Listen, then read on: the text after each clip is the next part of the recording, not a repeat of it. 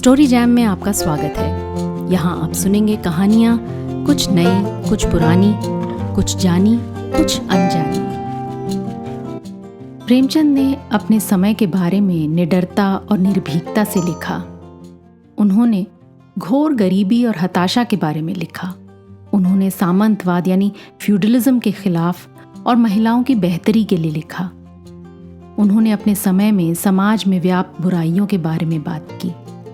दुर्भाग्य से वो बुराइयां आज भी हमारे बीच वैसी की वैसी हैं। लेकिन प्रेमचंद का एक दूसरा पहलू भी था जो मुझे बहुत आकर्षक लगता है। वो था उनकी गजब की विट, वाक्पटुता और सेंस ऑफ ह्यूमर। वो दुनिया की सारी कुरूपता को उसके वास्तविक रूप में देखने की क्षमता रखते थे और फिर भी वो मुस्कुराने, यहाँ तक कि हंसने से भी नहीं चूकते थे। उनकी हंसी बेहद अनसेल्फ कॉन्शियस, उन्मुक्त थी। मैंने उनकी गहरी भावनात्मक, सहानुभूतिपूर्ण कहानियां पढ़ी हैं और उनके जैसे मार्मिक लेखक बहुत कम हैं। लेकिन मुझे उनके रोजमर्रा के जीवन के बारे में पढ़ना सबसे ज्यादा पसंद है, जिसे वो हास्य और हल्के फुल्केपन के साथ दर्ज करते हैं। कठोर दुनिया में एक कोमल हृदय रख पाना, जीवन को जैसा है वैसे स्वीकार कर पाना, मुझे ये उस महान लेखक की महानता का सबसे बड़ा माप लगता है। आज सुनिए कश्मीरी सेब। सुनिए और कमेंट्स में बताइए, क्या आपके साथ ऐसा कभी हुआ है? और क्या आप कह सकते हैं कि ये पिछली सदी में लिखा गया है, आज की बात लगती है? तो आइए सुनिए कश्मीरी सेब। कल शाम को चौक में 2-4 जरूरी चीजें खरीदने गया था।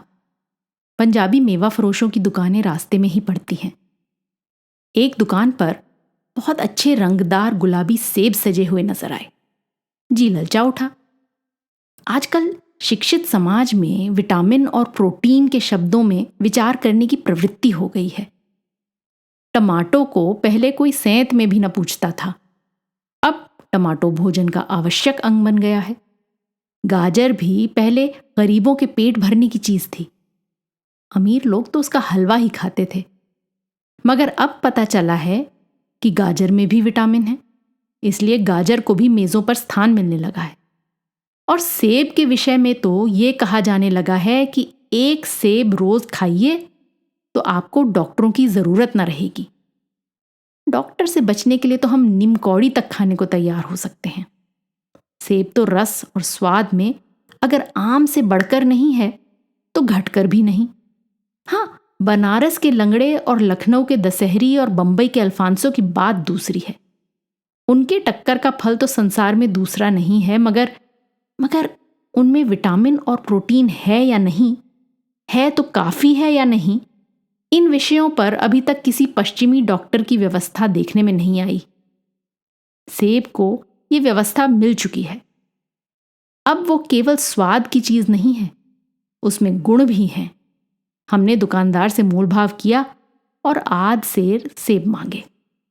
दुकानदार ने कहा, बाबूजी बड़े मजेदार सेब आए हैं, खास कश्मीर के, आप ले जाएं, खाकर तबीयत खुश हो जाएगी। मैंने रुमाल निकालकर उसे देते हुए कहा, चुन चुन कर रखना। दुकानदार ने तराजू उठाई और अपने नौकर को बोला, लौंडे आधा सेर कश्मीरी सेब निकाल ला, चुनकर लाना। लौंडा 4 सेब लाया। दुकानदार ने तौला, एक लिफाफे में उन्हें रखा और रुमाल में बांधकर मुझे दे दिया। मैंने 4 आने उसके हाथ में रखे।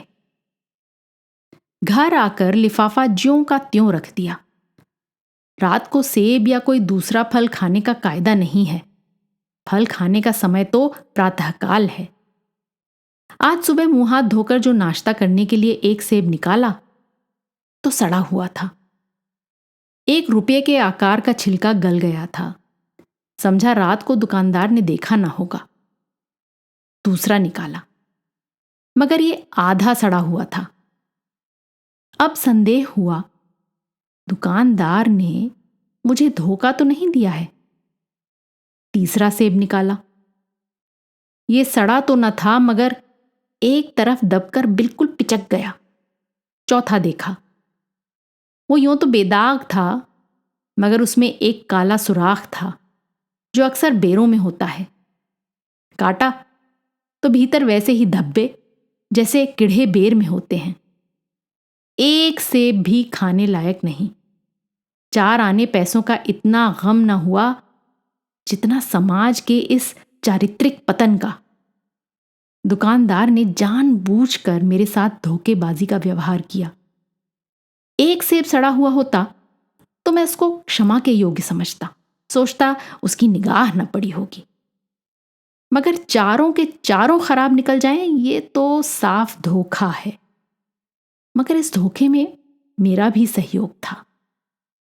मेरा उसके हाथ में रुमाल रख देना मानो उसे धोखा देने की प्रेरणा थी। उसने भांप लिया कि महाशय अपनी आंखों से काम लेने वाले जीव नहीं हैं और ना इतने चौकस हैं कि घर से लौटाने आए।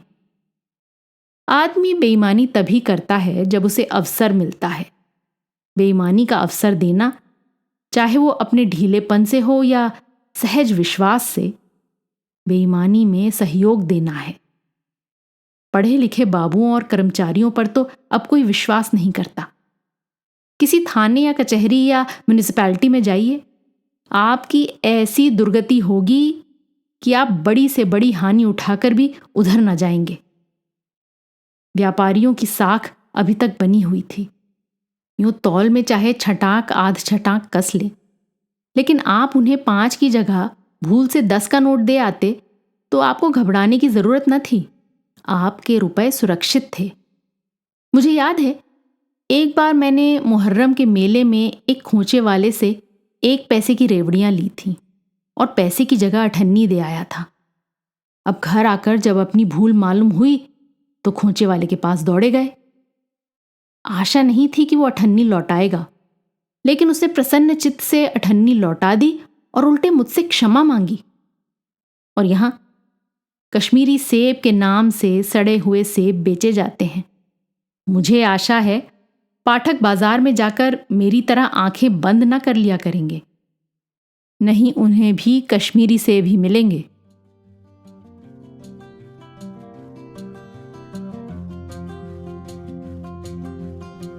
आज की कहानी आपको कैसी लगी अपने कमेंट्स जरूर लिखिएगा। साथ ही सब्सक्राइब कीजिएगा।